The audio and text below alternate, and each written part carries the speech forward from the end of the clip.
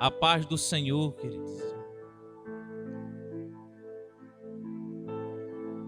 A paz do Senhor Jesus. Estamos mais uma vez aqui para adorar o nome do Senhor. Estamos felizes por estarmos na presença do Senhor nesta noite. E neste momento eu convido os irmãos a orarmos ao Senhor, apresentarmos ao Senhor as nossas vidas, este culto, a qual nós iremos aprender um pouco mais sobre a palavra de Deus, nas lições bíblicas que nós iremos estudar hoje, a terceira lição desse terceiro trimestre da edição especial da CPAD. Vamos elevar o nosso pensamento ao trono da graça do Senhor. Senhor, meu Deus e meu Pai, te agradecemos, Deus Santo, porque Tu és bendito, Tu estás neste lugar. Meu Deus, a nossa vida depende de Ti, Senhor. Vem despertar a Tua igreja, vem despertar a cada um de nós, Senhor, para que o Senhor possa derramar um genuíno avivamento em nosso meio, Senhor Jesus. Que o nosso altar possa ser reparado, ó Deus, enquanto, Senhor, temos tempo para isso, ó Pai. Antes da Tua vinda, ó Deus Santo, desperta o Teu povo, Deus, para Te adorarmos juntos, com grande júbilo e alegria, Senhor. Em nome do Teu Filho amado, Jesus Cristo, toma primazia em nosso meio. Manifesta a Tua graça e o Teu poder entre nós. Amém e glória a Deus. Aleluia. Irmãos, nós vamos entoar um louvor ao Senhor. E eu convido os irmãos a abrir a sua harpa no hino de número 107 da nossa harpa cristã. Nós vamos louvar o Senhor com o hino de número 107 e nós vamos bendizer ao Senhor com o hino que traz por título Firme nas Promessas, hino de número 107 da nossa harpa. Aleluia.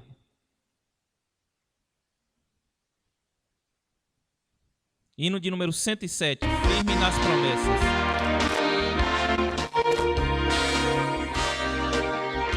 Aleluia. Firme nas promessas do meu Salvador, cantarei louvores ao meu Criador. Fico na dispensação do seu amor, firme nas promessas de Jesus.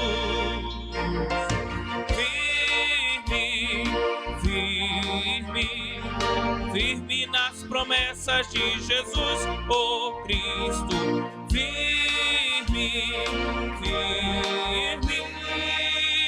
Sim, firme nas promessas de Jesus.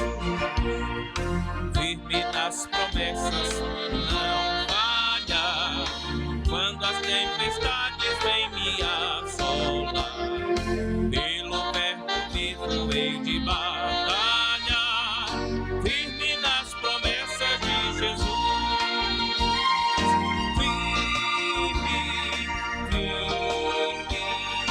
Firme nas promessas de Jesus. Cante ao Senhor. Sim, firme nas promessas de Jesus. Firme nas promessas, sempre vejo assim purificação no sangue para mim, plena liberdade em Jesus, sempre firme nas promessas de Jesus.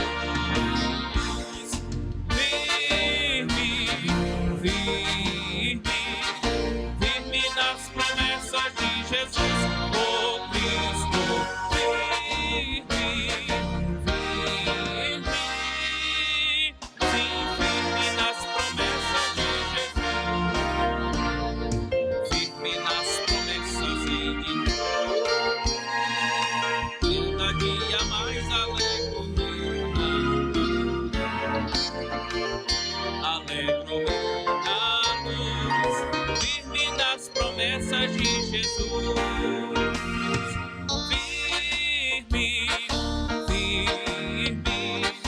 Firme nas promessas de Jesus, oh Cristo.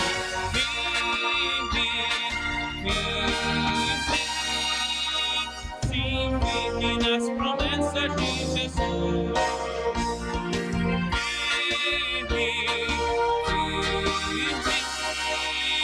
Sim, firme nas promessas de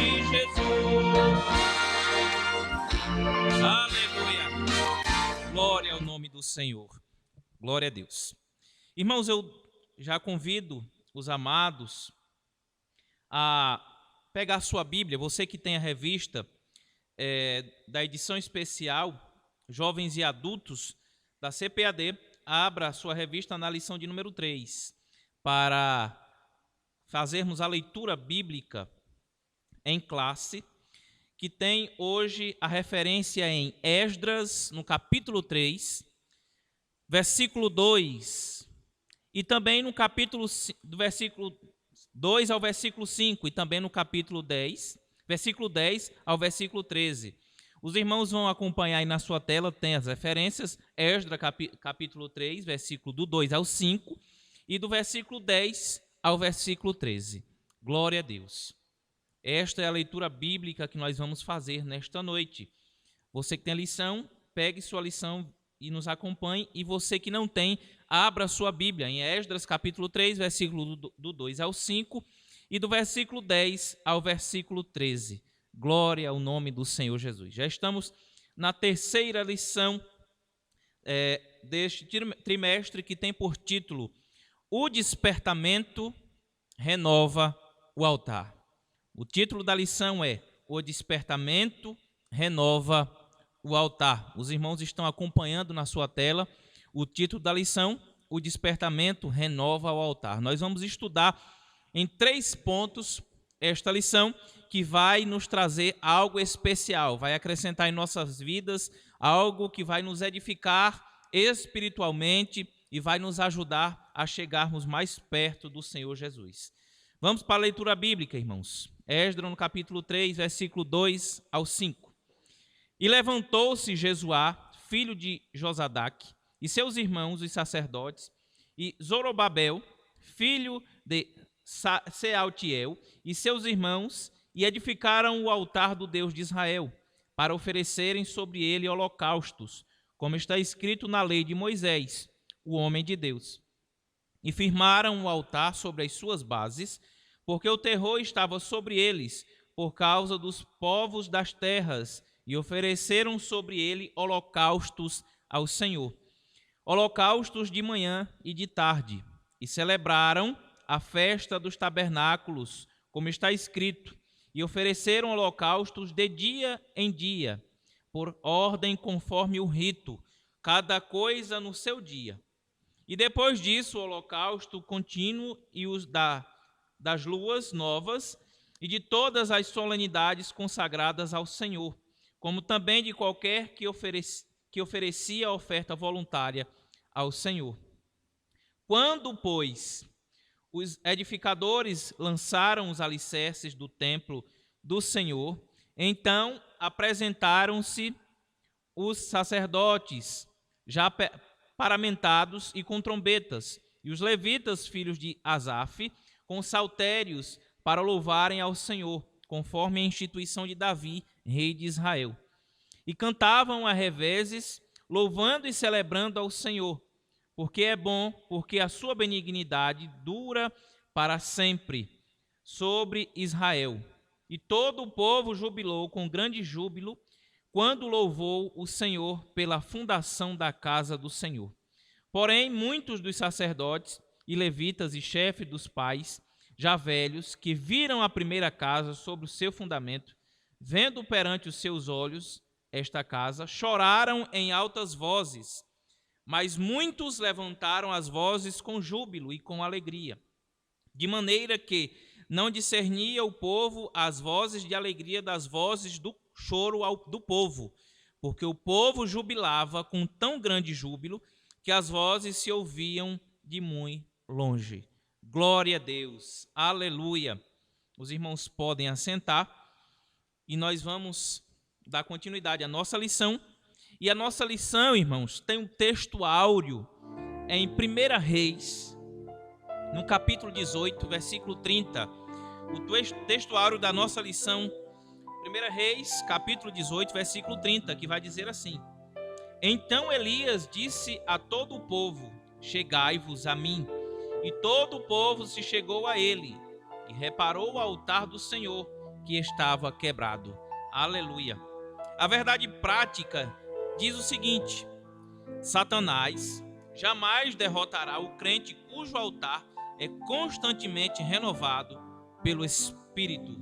Veja o que a verdade prática diz. Satanás jamais derrotará o crente cujo altar é constantemente renovado pelo Espírito. Glória a Deus, aleluia.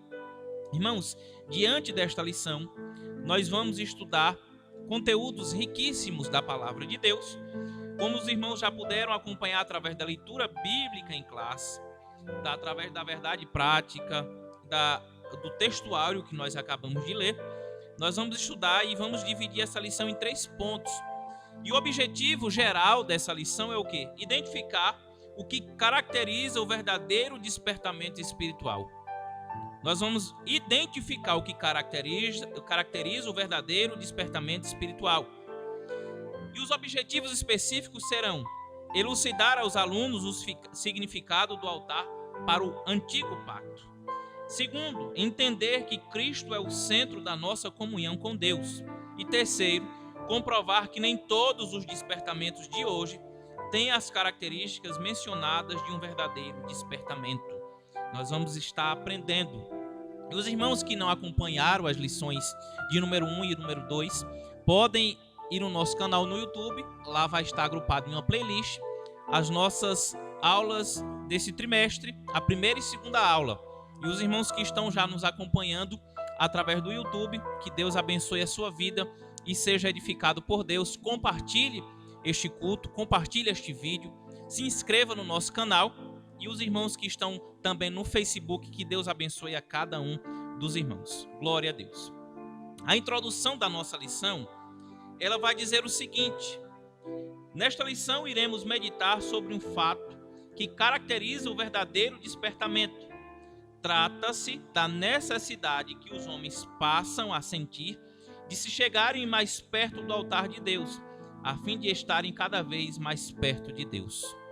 Veja que a lição diz: trata-se da necessidade que os homens passam a sentir de se chegarem mais perto do altar de Deus. Você tem sentido essa necessidade? Você tem dado lugar ao Senhor? Você tem buscado a Ele para você se sentir mais perto dele? Como é que está a sua intimidade para com Deus? Nós vamos aprender como devemos nos achegar ao Senhor. O que Deus faz quando nós já chegamos a Ele. Nós vamos poder, Deus vai abrir os nossos olhos, a nossa visão espiritual, para entendermos o que é e o que não é um verdadeiro despertamento, um verdadeiro avivamento espiritual. E eu convido os irmãos, aqueles que podem, abra sua Bíblia, fiquem com suas Bíblias abertas, papel, caneta na mão, faça as suas anotações, através também das lições que nós estamos estudando, os irmãos que têm revista. E nós vamos partir para o primeiro ponto da nossa lição, que tem por título: o despertamento conduz o homem ao altar. Veja que o primeiro ponto é: o despertamento conduz o homem ao altar.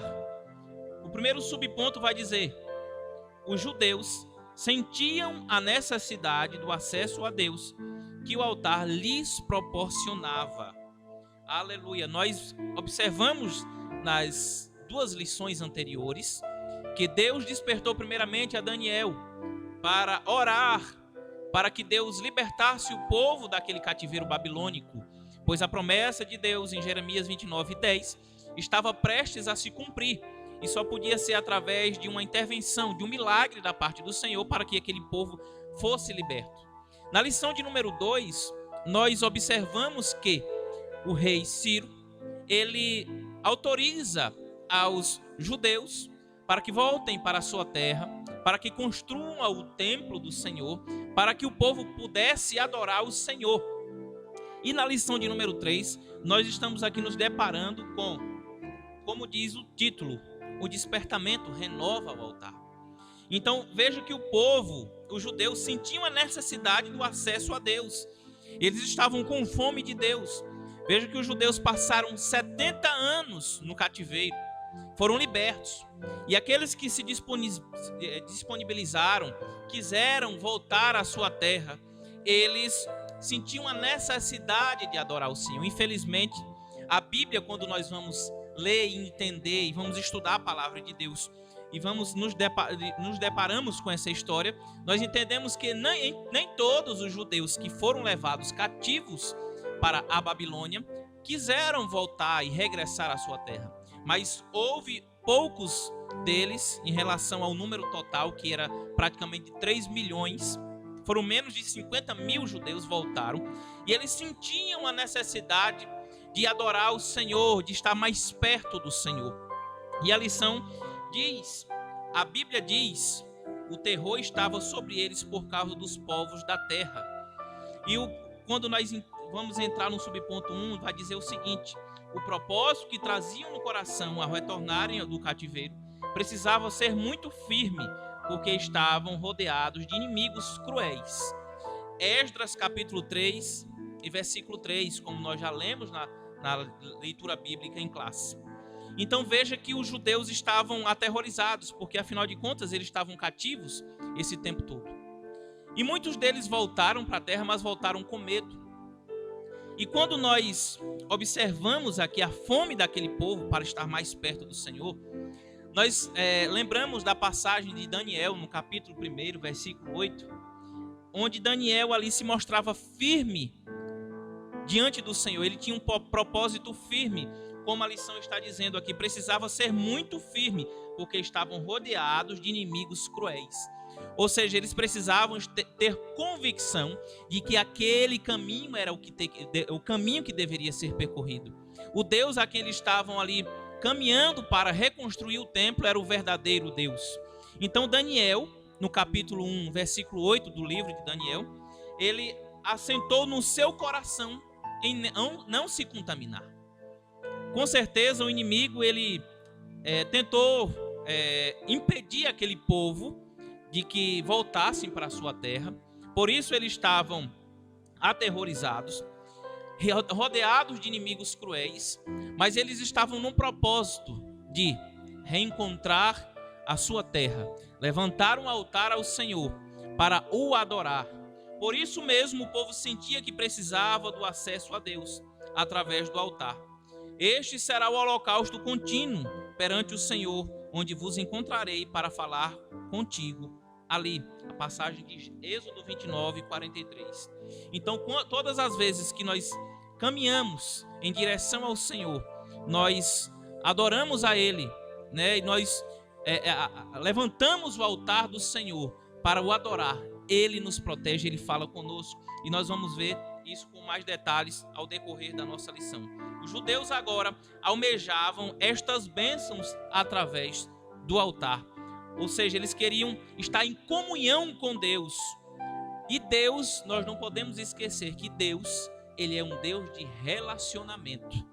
Então, todas as vezes que nós estamos em comunhão com Deus, nós estamos levantando o altar para o Senhor, nos sacrificando ali diante do Senhor. Ele se agrada, porque Deus, Ele é um Deus de relacionamento. E no subponto 2, nós vamos ver que todos os despertamentos genuínos começam com a restauração do altar. Subponto 2, todos os despertamentos genuínos começam com a restauração do altar. Temos na Bíblia vários exemplos disso. E vejamos que aqui em 3 pontos, o ponto A, o ponto B e o ponto C, que no tempo do profeta Elias, nos dias do rei Acabe, como está relatado em 1 Reis, no capítulo 18, versículo do 16 ao 40, no confronto com os profetas de Baal, a primeira coisa que Elias fez foi reparar o altar que estava quebrado. Como está registrado em 1 Reis, capítulo 18 e versículo 30. Elias, antes de pedir ao Senhor que derramasse, que trouxesse fogo do céu, que fizesse o fogo ali chegar, ele reparou o altar. E foi dada a oportunidade ao povo que adorava o Deus Baal para que eles fizessem o seu altar pegar fogo.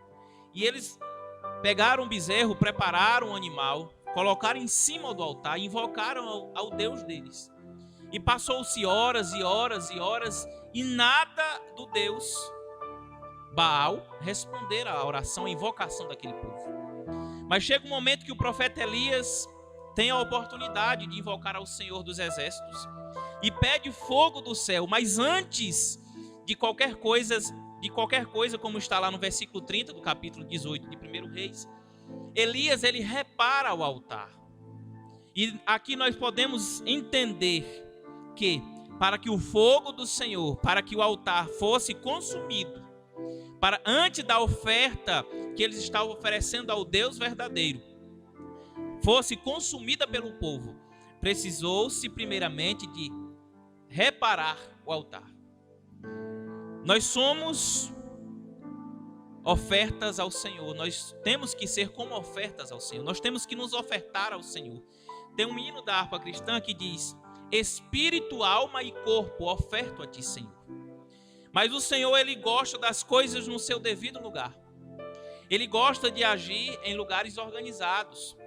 E ele é um Deus que, quando entra na nossa vida, ele nos faz estarmos no lugar onde ele quer. Ou seja, o nosso altar, ele não está em um local e nenhuma hora inapropriada, em um local diferente. Estamos sempre no centro da vontade de Deus. Então, quando Deus, ele toca no coração do homem, a primeira coisa que tem que ser feita é o que? Reparar o altar. E quando nós reparamos o altar do Senhor, o Senhor desce, manda fogo do céu e consome todo o holocausto. E assim como Elias fez, ele reparou o altar. E veja o que a lição diz, conforme a Bíblia Sagrada nos orienta. Depois sacrificou sobre ele e orou a Deus. O fogo desceu e o povo exclamou: só o Senhor é Deus, só o Senhor é Deus. O despertamento decorreu do conserto do altar. Veja que a primeira atitude foi consertar o altar. Depois Elias preparou o altar com um animal e invocou ao Senhor. Ele se prostrou diante do Senhor. E detalhe, Elias mandou cavar um rego ao redor do altar e mandou despejar água.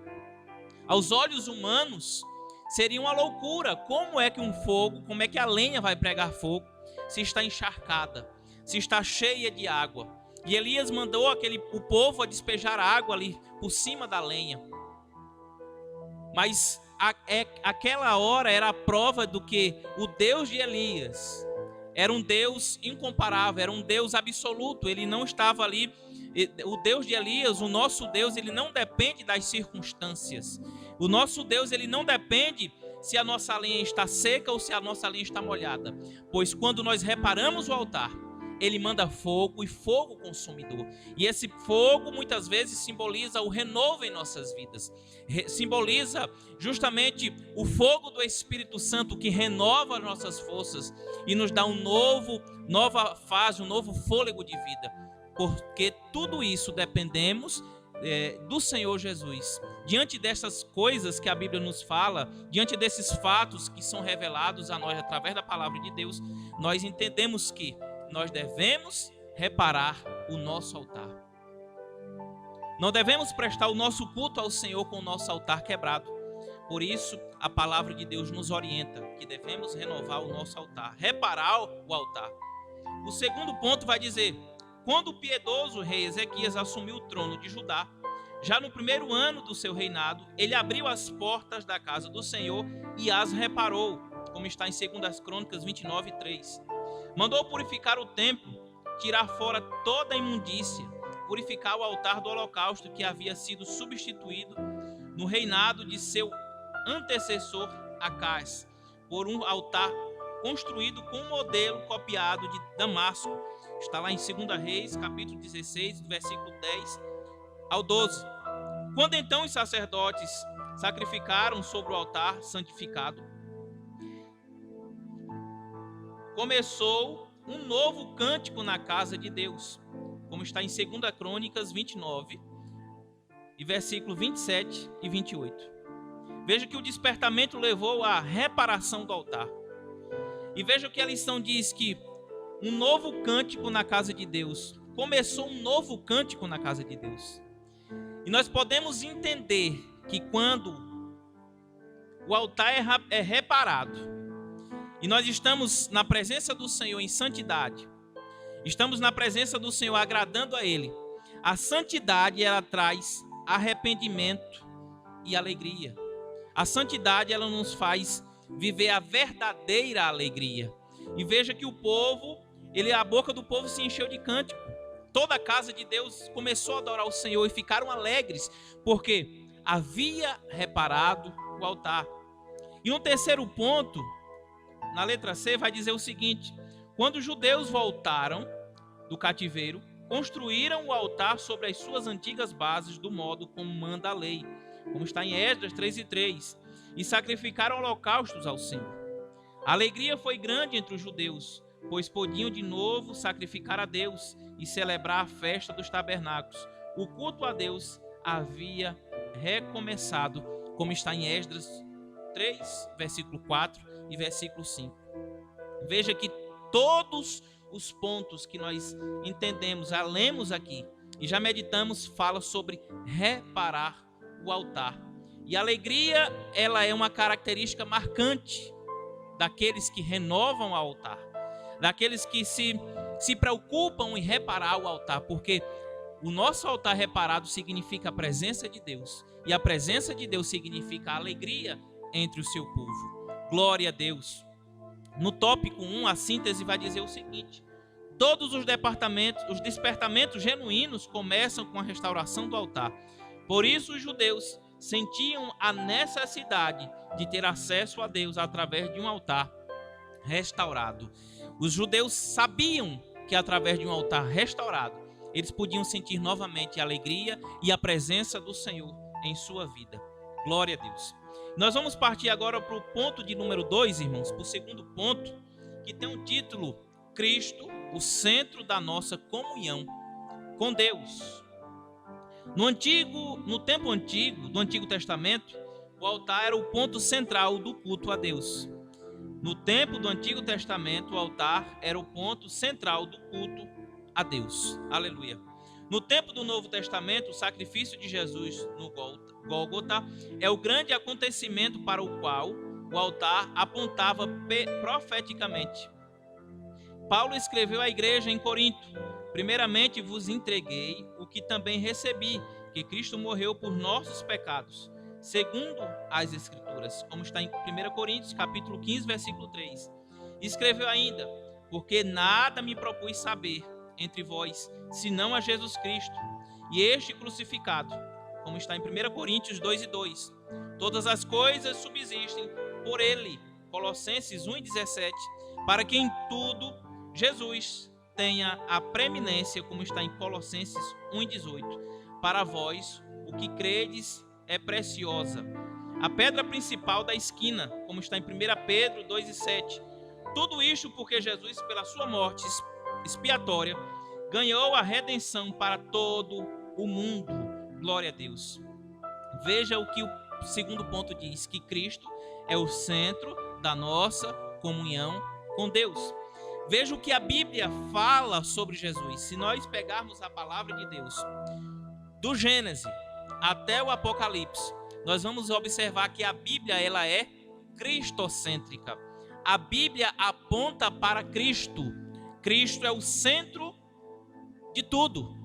Toda adoração remete ao Senhor. Todos os rituais que foram feitos no Antigo Testamento, eles remetiam ao Senhor. Veja que o Senhor sempre orientou o seu povo para o adorar. Então, nós vamos observar nesse ponto número 2, que Cristo é o centro.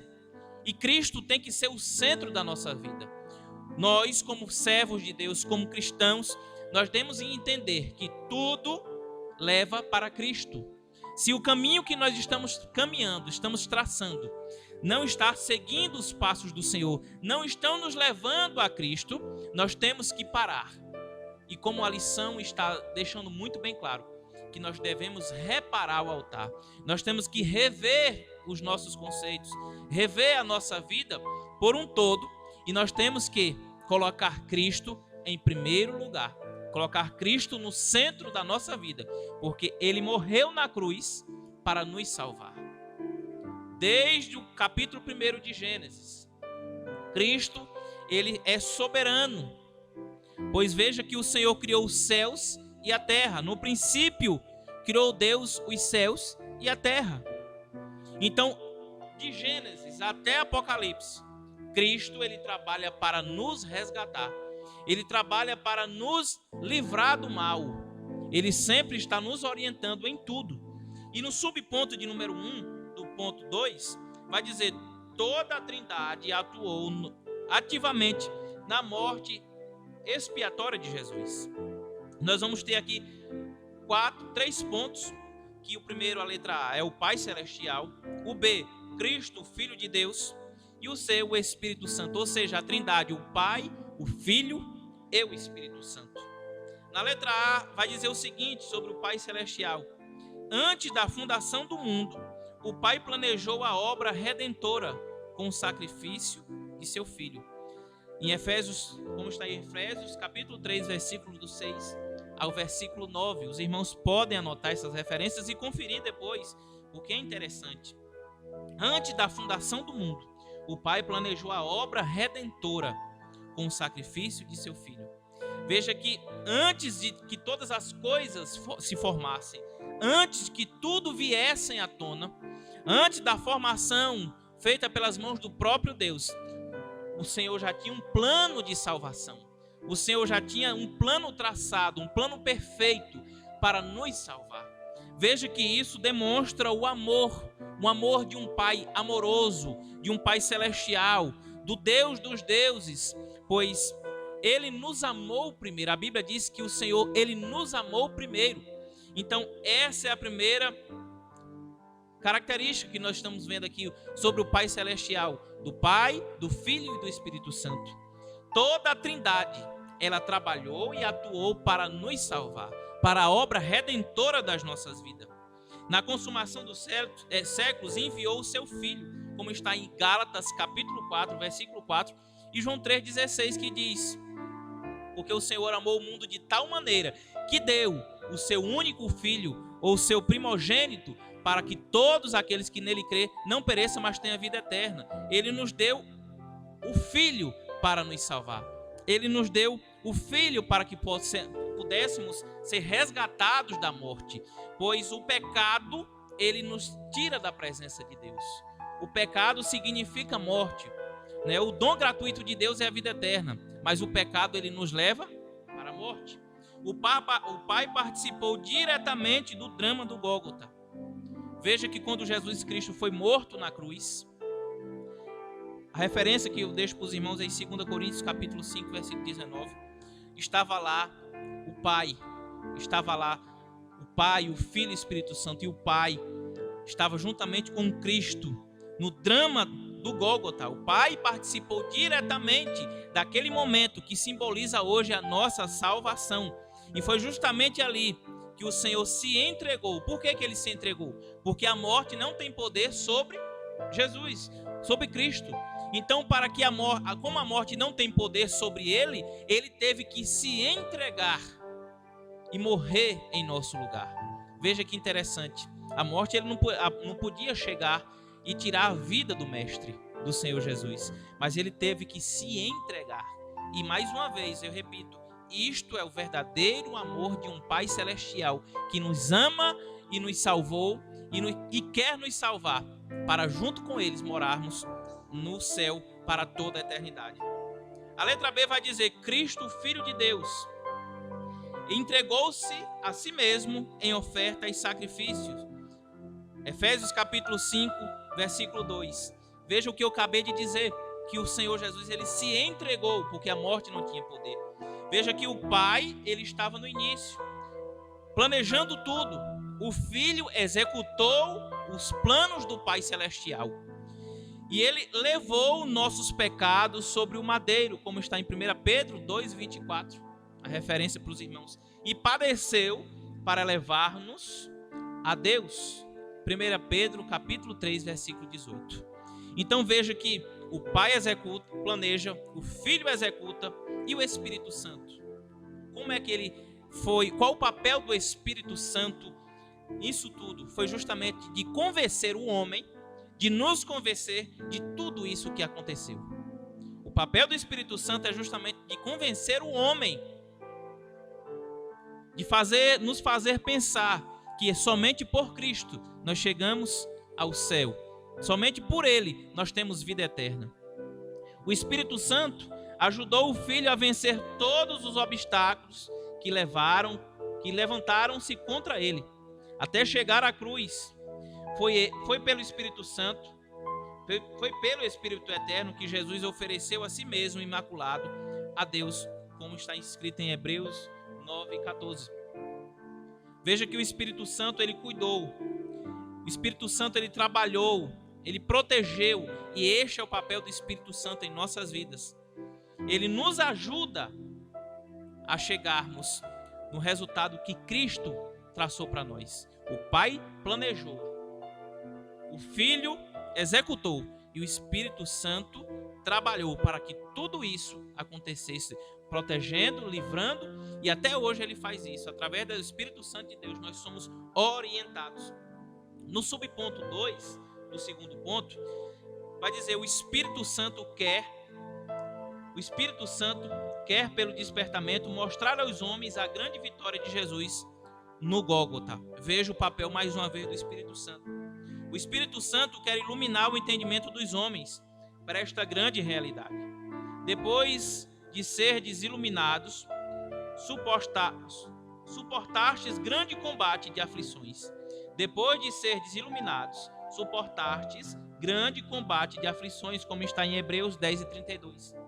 Veja que depois que o Espírito Santo entra em nossas vidas, nós suportamos grandes aflições, mas somente pelo Espírito Santo de Deus.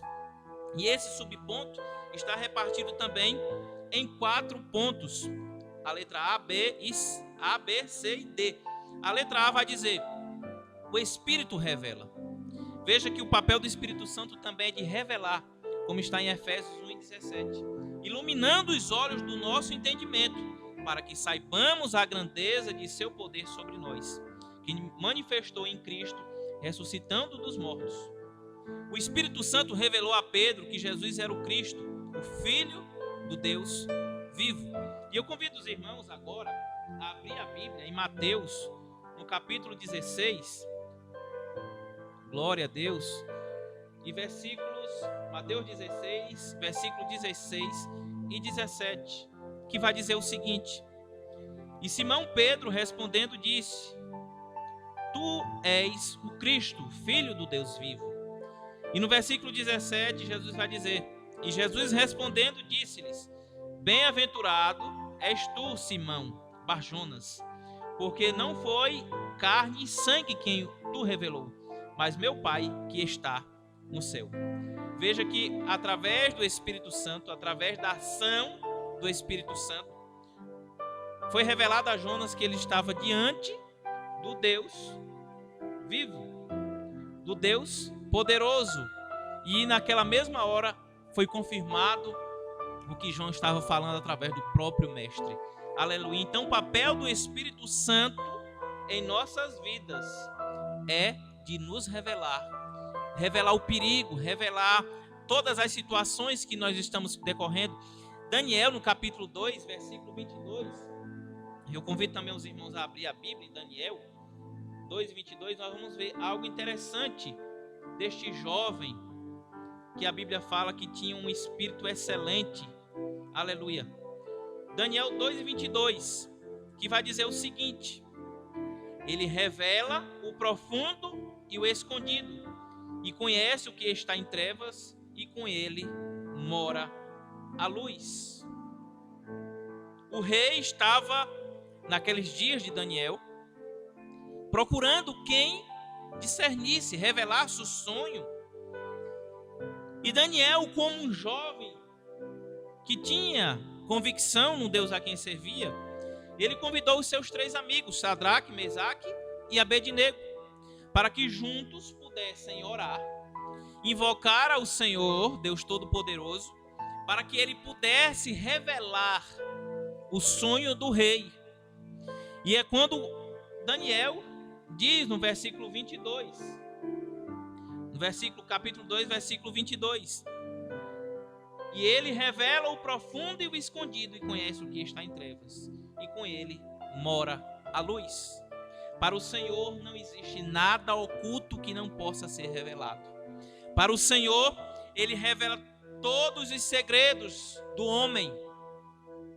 E Ele nos faz entender, através da revelação do seu próprio Espírito Santo, que o nosso Deus, que a nossa vida tem que ser cristocêntrica, que o Deus a quem servimos é um Deus verdadeiro. E no ponto B vai dizer que o Espírito ensina as profundidades do vitupério da cruz. Quando Jesus, na estrada de Emaús, explicava aos seus discípulos o que as Escrituras escreveram sobre a sua morte, os corações deles ardiam, como está em Lucas 24, 32 ao 45. Ele ensina-nos. E em Lucas, no capítulo 12 e versículo 12, Lucas 12 e 12, eu convido os irmãos a fazer essa leitura juntamente comigo. Lucas 12 e 12. Essas leituras nos ajudam a ter mais embasamento, entender melhor. Lucas 12 e 12 diz: porque na mesma hora vos ensinará o Espírito Santo o que vos convenha falar. O Espírito Santo, ele nos ensina. E aqui em Lucas, a epígrafe do texto vai dizer, no capítulo 12, não devemos temer os homens. E no versículo 11 vai dizer, o versículo anterior ao versículo 12, onde acabamos de ler: e quando vos conduzirem em sinagogas, aos magistrados e potestades, não estejais solícitos de como ou do que haver de responder, nem do que haver de dizer. E é onde o versículo 12 finaliza dizendo: porque na mesma hora vos ensinará o Espírito Santo o que vos convenha falar.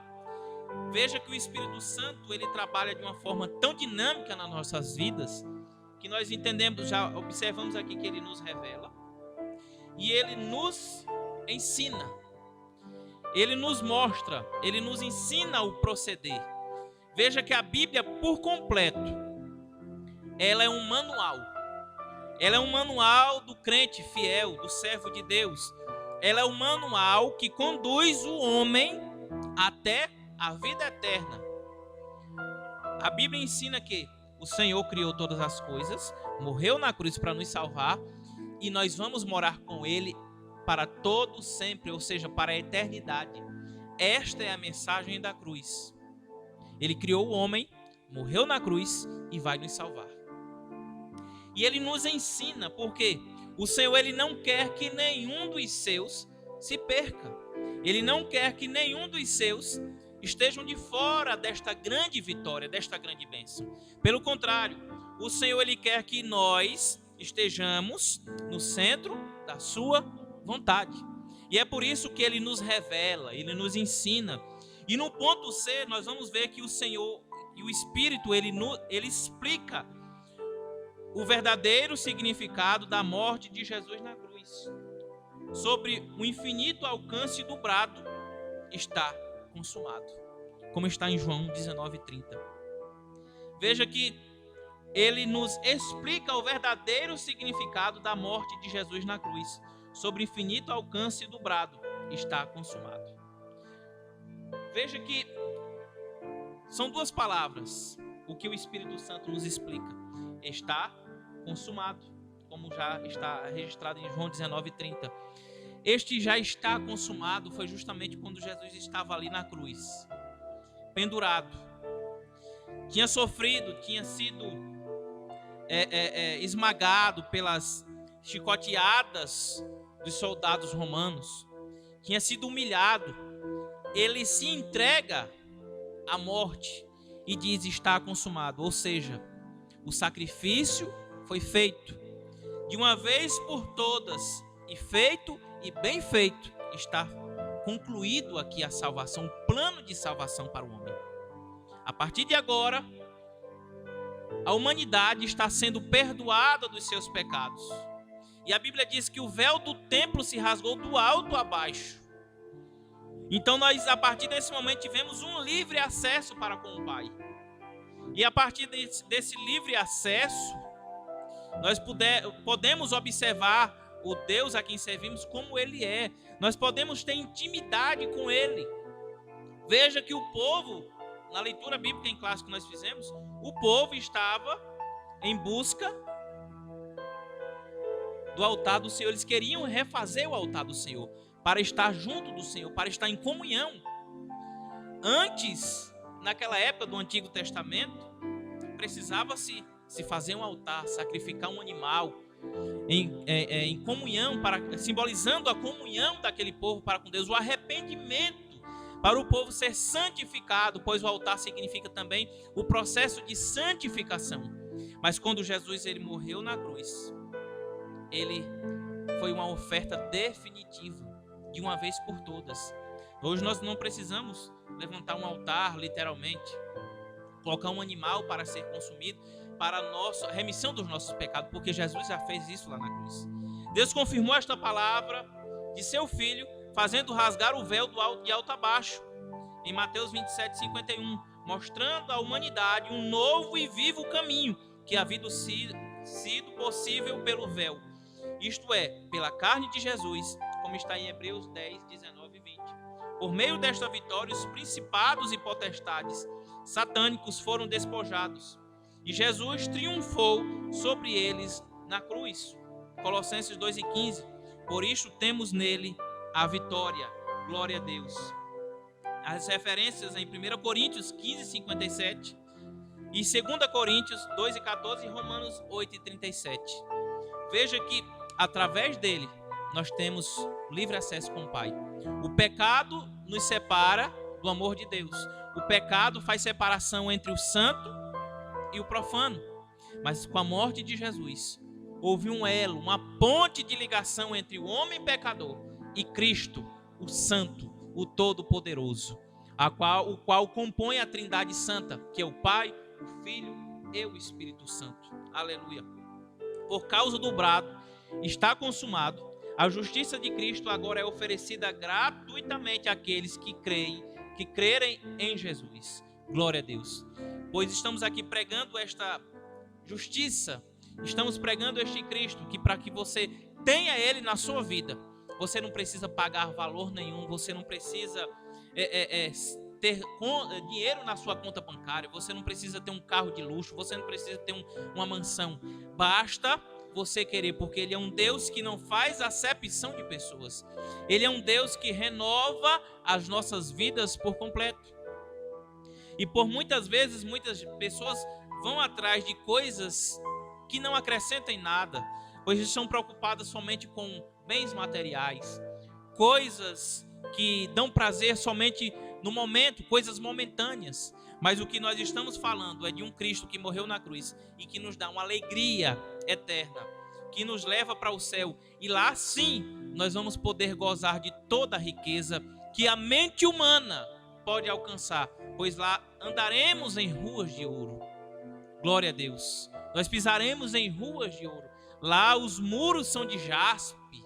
Então nós vamos morar numa cidade santa, uma cidade que, por mais que um arquiteto, um engenheiro possa traçar uma bela cidade, uma cidade com toda a tecnologia que encha os olhos de qualquer pessoa, não se compara com a glória da nova Jerusalém, a cidade que está preparada para aqueles que estiverem prontos, obedecendo e honrando e se sacrificando pelo Senhor e reconhecendo que Ele é o Cristo ressurreto. A letra D vai dizer: o Espírito penetra todas as coisas. 1 Coríntios 2:10. A luz da glória de Cristo revelada na cruz é uma luz que tudo manifesta, como está em Efésios 5:13. Quando esta luz ilumina o painel da nossa consciência, como aconteceu com o profeta Isaías, em Isaías 6, versículos 5 e versículo 7, eu convido os irmãos a abrir a sua Bíblia em Isaías 6. Abra sua Bíblia, versículo 5 e 7. 5 ao 7, aliás. Que vai dizer o seguinte, Isaías capítulo 6, versículo do 5 ao 7. Então disse eu: ai de mim, que vou perecendo, porque eu sou homem de lábios impuros e habito no meio de um povo de impuros lábios. E os meus olhos viram o Rei, o Senhor dos Exércitos. Mas um dos serafins voou para mim, trazendo na mão uma brasa viva que tirara do altar com uma tenaz. E com ela tocou a minha boca e disse: eis que isto tocou os teus lábios, e a tua iniquidade foi tirada e purificado o teu pecado. Veja que o profeta Isaías, ele faz esta declaração: sou um homem de lábios impuros e habito no meio de um povo de impuros lábios. E veja que no versículo 7, o anjo, o querubim, aparece com a tenaz, os serafins aparecem com a tenaz, com a brasa viva, e toca na boca de Isaías. E a partir daquele momento, todos os pecados, toda a impureza estava sendo queimada, aniquilada. E sentimos o grande peso dos nossos pecados, e pelo Espírito Santo somos despertados e levados ao arrependimento. Veja que através da ação sobrenatural do Espírito Santo de Deus, nós temos o pecado perdoado, nós somos purificados. É por isso que ele penetra todas as coisas. Para o Espírito Santo de Deus, para o nosso Deus, não existe nada que possa ser oculto. Nós não podemos esquecer, não podemos nos esconder do Deus a quem servimos. E Ele é quem faz naqueles momentos que nós pecamos. É Ele quem acende aquela luzinha que acende lá na nossa mente e que nos alerta. Aquele martelinho que fica batendo lá na mente. É justamente o que nos leva ao arrependimento. E isto é a ação do Espírito Santo, porque Ele nos ama. Ele é poderoso e Ele quer nos salvar. E nós não podemos esquecer que, assim como Isaías, o serafim triscou com a tenaz, aquela brasa viva na sua boca, e o Senhor purificou. Ele nos purifica de todo o pecado. O Senhor, Ele nos purifica de todo o pecado. O Senhor, Ele nos redime. Veja mais uma vez que através do Senhor, tudo que nós estamos falando aqui é para a glória de Deus. Cristo é o centro desta mensagem. Cristo, Ele é o centro, é o alvo, o nosso alvo. O nosso alvo tem que ser Jesus. E a lição está deixando muito bem claro que, com o altar quebrado, sem a purificação que o fogo do Senhor traz, nós não podemos ver a Cristo. Nós não podemos habitar com Ele nas regiões, no céu de glória, na Nova Jerusalém. Nós não podemos subir com Ele no dia do arrebatamento da igreja.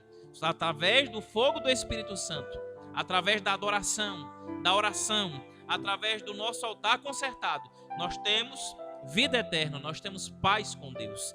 Aleluia. E no terceiro e último ponto da nossa lição, nós vamos ter o título: Cuidado com as imitações. Irmãos, nós vamos falar agora de algo que tem preocupado muitas igrejas, que tem preocupado muitos pastores, muitas pessoas que querem viver em comunhão, que querem viver em santificação. E é por isso que o ponto 3 tem cuidado com as imitações. O título do ponto 3: nós devemos ter cuidado. Está tudo bem, você está com sua vida diante do altar do Senhor, mas fiquem alerta. Você está buscando ao Senhor? Fiquem alerta, porque existem muitos falsos profetas em nosso meio. E preste atenção no que a lição vai dizer. Alguns dizem que nem todos os despertamentos de hoje têm as características que são mencionadas nesta lição. Irmãos, o interessante é que essa lição, ela é uma edição especial da nossa casa publicadora, do ano de 1993. Esta lição, do jeito que nós estamos estudando, ela foi estudada no ano de 1993. E veja que esta lição é totalmente atual com os dias de hoje. Veja que a humanidade, ela relata a história de um povo que viveu há muitos e muitos anos atrás, há quase 2000 anos atrás. Mas em pleno século 21, no ano de 2020, que nós estamos passando por essa terrível pandemia, esta lição é atual. E veja que ela traz este alerta, que nem todos os despertamentos que hoje têm as características que são mencionadas nesta lição. Ou seja, nem todos os despertamentos que se fazem por aí têm Cristo. É cristocêntrico. E isso é o que faz a separação das coisas. Se Cristo está no meio, eu posso estar. Se Cristo não está naquele lugar, não tem nada a ver comigo, pois eu dependo dele, eu tenho que adorá-lo. Concordamos plenamente que esta lição é atualizadíssima, e através dessas palavras nós vamos conseguir conquistar algo do Senhor. E eu creio, através das 13 aulas que esta lição traz, as 13 aulas que nós vamos estudar, nós já estamos estudando a terceira lição, nós vamos aprender muito de Deus para nossas vidas. Agora temos que dar atenção, nós temos que estar em alerta. Já no tempo dos apóstolos havia movimentos que realmente tinham alguma aparência entre aspas, alguma aparência de sabedoria, entre aspas, movimentos entre aspas, em devoção voluntária, humildade e em disciplina do corpo, mas não são de valor algum, senão para a satisfação da carne. Veja o que Paulo também escreveu em Colossenses 2 e 23. Veja que desde o tempo dos apóstolos existia esses movimentos que se julgavam movimentos avivalistas, entre aspas, despertamentos, entre aspas, que falavam de Cristo, entre aspas, que não serviam para nada, a não ser para gerar confusão, para colocar no coração do homem dúvidas, afastar o homem de Deus, pois nós temos que procurar Deus em tudo. Também em nossos dias aparecem movimentos, como a lição está dizendo, entre aspas, que são imitações baratas do verdadeiro despertamento. E veja o que o ponto diz: cuidado com as imitações. Nem todos os lugares que nós estamos, que dizem que a presença de Deus está naquele lugar, são verdade. Mas como é que eu posso descobrir que o lugar que eu estou tem a presença de Deus ou não? É justamente o papel do Espírito Santo. Veja o que nós falamos aqui, que o Pai, ele traçou todo o plano, o Filho executou e o Espírito Santo convenceu e convence até hoje. É através do Espírito Santo que nós temos uma inteligência espiritual. Através do Espírito Santo que nós podemos discernir os espíritos. Então nós primeiramente temos que buscar ao Senhor, não importa onde estejamos, como estamos, mas nós temos que buscar ao Senhor. Muitos destes movimentos empregam técnicas avançadas de dominações psicológicas. Estes avivalistas ou especialistas, em aspas, sabem com suas técnicas dominar o auditório e podem fazer o público rir, chorar, jubilar, pular, bater palmas e etc. Vejam que são pessoas que eles estão ali, sabem o que estão fazendo, mas não tem a presença do Senhor. O Espírito Santo não faz presente. Sabem até imitar o batismo no Espírito Santo. Veja como são perigosos. Ensinando o povo a falar em línguas, são, porém, experiências sem nenhum poder e sem a menor reverência. Veja que o inimigo, ele trabalha de uma forma tão sorrateira que ele pode enganar até aquelas pessoas que estão dentro de uma igreja séria. Quantas pessoas hoje estão buscando religião, estão buscando igrejas para satisfazer a si mesmo? Não estão no intuito de buscar uma igreja, um local onde possa congregar, onde possa servir a Deus para servir ao Senhor, mas estão no intuito de quê? De buscar uma satisfação própria. Uma igreja onde não exista tanta exigência, uma igreja onde possa tudo e quase nada é proibido, uma igreja onde eu posso continuar com a minha vida do jeito que está. Pois esta adoração, este tipo de altar diante do Senhor não tem valor. Nós estamos perdendo tempo se nós tivermos este pensamento. E para estas coisas, para estas pessoas que pensam assim, existem milhares e milhares e milhares de igrejas. Infelizmente, quando as coisas sérias, quando elas são reveladas para muitas pessoas, são repudiadas. Tem pessoas que não aceitam, tem pessoas que pulam longe da verdadeira e genuína palavra de Deus, porque declaram que é muita exigência, declaram que para que isso tudo? Mas o Deus que nós estamos pregando, o Deus que nós estamos aqui adorando, Ele sim é um Deus exigente. Veja que quando o Senhor ele revelou as medidas do tabernáculo aos seus profetas, ao seu povo, ele deu detalhes de cores, de tamanho, de comprimento, de largura, de camadas. Então o Senhor, ele é um Deus detalhista, ele é um Deus exigente. Ele exige de nós uma perfeição diante dele. Mas claro que nós não somos perfeitos. E quando nós lembramos disso, lembro agora de uma referência que está em 1 Coríntios, no capítulo 11 de 1 Coríntios, que vai dizer: examine, pois, o homem a si mesmo. E quando nós nos examinamos, nós vamos entender que nós não somos merecedores do amor de Cristo. Nós estamos longe da perfeição, e é justamente pela misericórdia do Senhor em nossas vidas que nós participamos do pão, do vinho, todas as vezes que nós nos reunimos e rememoramos a morte de Jesus na cruz, porque o sacrifício foi feito por Jesus. O sacrifício foi feito definitivamente, de uma vez por todas, foi feito e bem feito para a remissão dos nossos pecados. Cito mais uma vez uma passagem que estou sempre citando em Tito 2:11, e a graça de Deus se manifestou trazendo salvação a todos os homens. O que é graça, o que é misericórdia? É justamente o favor imerecido. É o que justamente aquilo que nós não podemos alcançar da parte do Senhor, através da sua graça e da sua misericórdia, nós alcançamos. E é por isso que Deus nos ama do jeito que nós somos. E a transformação, ela é feita através do Espírito Santo em nossas vidas.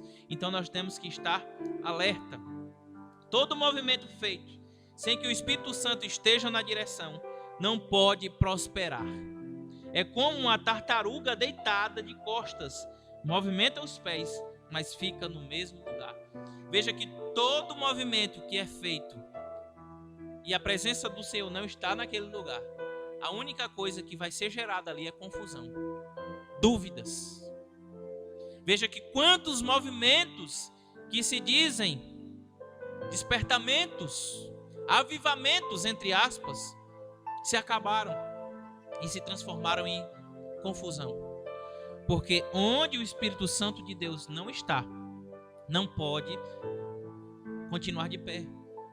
Porque quem dá a estrutura, quem dá o firmamento é somente um, que é Jesus Cristo, que morreu na cruz para nos salvar. Mantenhamos o Espírito Santo na direção. Então veremos cumprir-se a palavra que diz: vão indo de força em força, como diz o salmista no Salmo de número 84, versículo 7. Glória a Deus. Então nós temos que manter o nosso altar aceso. Nós temos que consertar o nosso altar, para que o fogo do Senhor caia, para que o fogo do Senhor chegue até nós, consuma todo o holocausto, consuma a nossa vida, nos purifique, e assim nós vamos conseguir viver uma vida eterna para com Ele, no arrebatamento da igreja. E eu deixo mais uma vez para os irmãos o tema da nossa lição, que o despertamento renova o altar. Através desse renovo, nós podemos ver a Cristo. Glória a Deus. Aleluia. Na próxima terça-feira, irmãos, nós vamos estudar a lição de número 4, que tem por título A Construção do Templo Enfrentou Oposição. Glória a Deus. A construção do templo enfrentou oposição, a lição de número 4. E nós vamos estar aqui sempre adorando ao Senhor, bendizendo ao Senhor.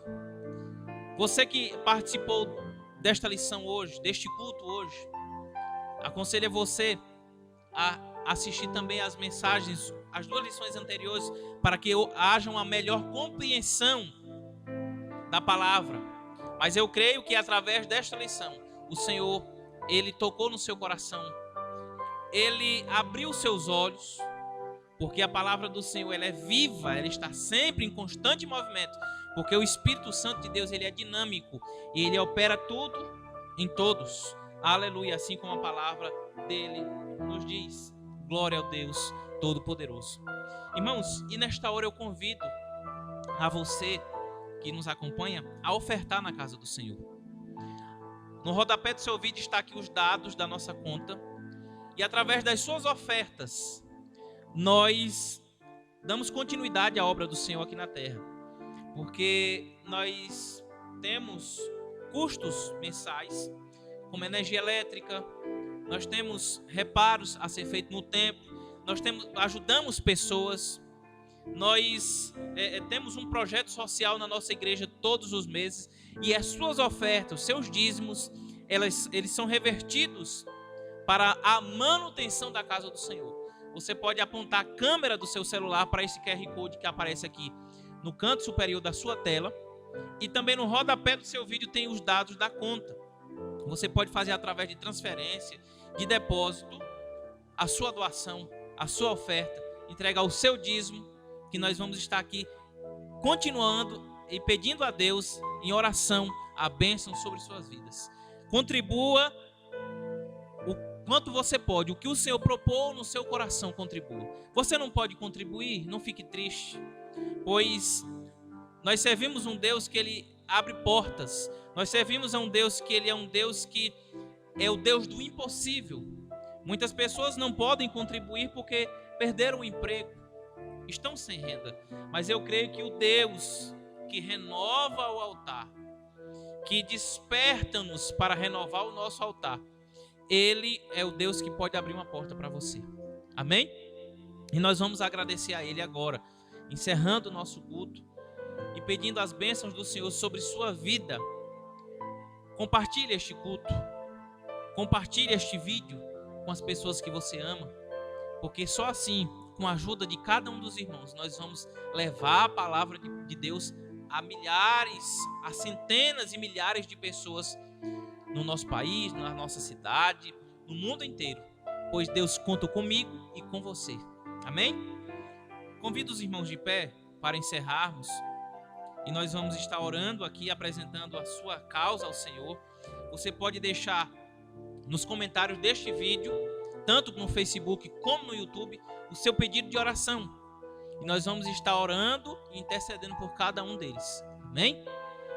Senhor, meu Deus e meu Pai, te agradecemos, ó Deus Santo, por este trabalho, por este culto. Meu Deus, porque o Senhor é Deus, o Senhor é poderoso. Meu Deus, abençoa, Senhor Jesus, as nossas vidas, Senhor amado, a cada um dos irmãos que nos acompanham.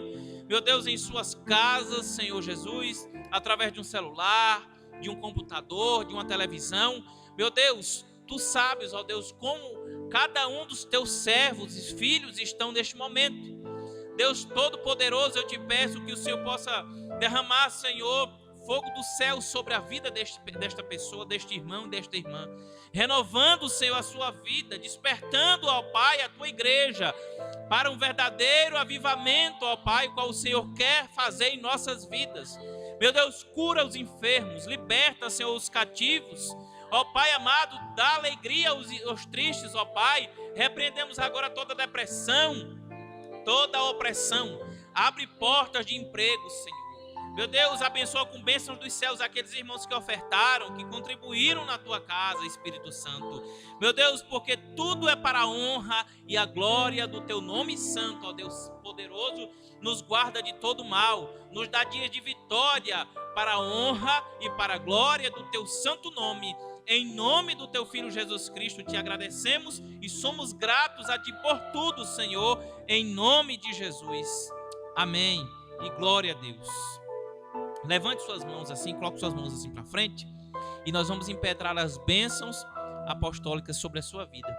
Que a graça do Senhor Jesus Cristo, o amor de Deus nosso Pai, a comunhão e a consolação do Espírito Santo de Deus seja hoje e sempre em nossas vidas e que possamos dizer amém. Tenham todos dias de bênção em nome de Jesus e a paz do Senhor a todos.